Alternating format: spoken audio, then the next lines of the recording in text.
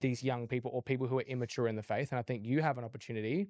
My question is this: you're doing that now. I feel like you have all levels of Christians, I guess, but you also have an opportunity where there's atheists and people who are new to the faith. Do you take that seriously in terms of like Jesus says, if we are to lead these people astray intentionally, it's better for you to be thrown into the ocean with a millstone around your neck. Do you take that seriously? Without a doubt, yeah. I think also, like, obviously I'm not in the position of a teacher, but teachers definitely have a much correct double doubly is judged, or what's that passage anyway? Judged more severely. Yeah. So yeah, 100%. And there's again like a tension that I hold in that as well, is there's like love and truth coincide. I can still love them and still tell them the truth of the gospel. Correct. If it's pure love, then I diminish and I compromise the reality of Jesus on his cross. That's huge. Depends on the type of love. Yeah. Like if it's affection, like if it's love for like I love a brother and I'm gonna cuddle you if you're feeling sad or whatever. Yeah. That's fair. But yeah, without truth, it just becomes you're actually doing a disservice to that person. It's just like the classic, like can't remember if I've heard about that saying. It's like if you're a believer and you actually don't tell people, you must hate them. You know what I mean? Just because some people don't share their faith with others because they're scared they might offend someone or something. But I'm like, what if you're the only person that could tell these people ever, and you're just fearing of them? You never tell them what you believe is true, what we believe is true, and they just never get told. It's like, I heard this person say, I can't remember who said it, but he's like, that if you have a Christian friend and they don't want to share their faith with you, they hate you.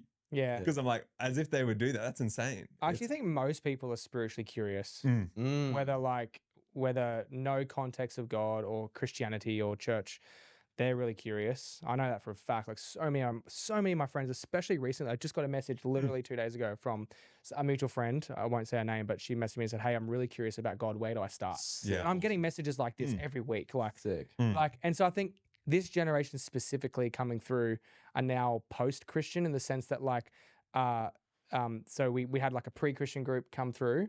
And it's like they had context. So they knew about church. Their parents went to church. They were brought to church. Now, Gen Alpha, the stats are out. They don't have, majority don't have any context. They weren't brought up in church. They don't know about Jesus. All they know is kind of what they see online. Yeah. So we're dealing with a whole different generation of people who have no context. So they're kind of just spiritually open. Yeah. So I think what I'm getting at is that we have a responsibility to at least be that first point. Like a page like yours is oftentimes people's first point or first interaction with Jesus or first interaction with God. And so you have a responsibility running a page like you run to represent that well. Do you know what I mean? Yeah. Comment section is maybe another game, but but at least your videos and what you're presenting is kind of like, hey, like, just giving people an opportunity to be presented with Jesus. Yeah.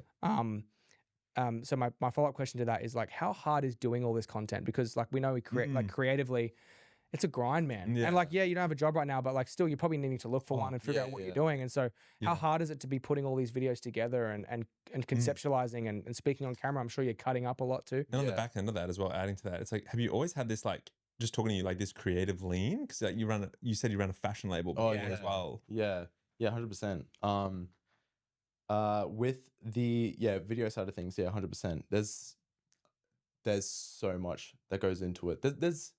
It's more than just like the actual work that you put into it. It's also like the spiritual side of things, as you are in a way responsible for what they hear and what they hear about the gospel. So it's immense. And sometimes I just purposely don't put out anything just because I'm not in a state to be able to like preach effectively. Yeah. Self-aware, man. It's good. Yeah. But yeah, it's a different, this is the first time that I'm really doing sort of videos, especially like this. So it is a lot of work for sure. But I also have like a creative lean. I did like graphic design is a huge passion of mine. Oh, cool. So love that. Do you want a job? Yes.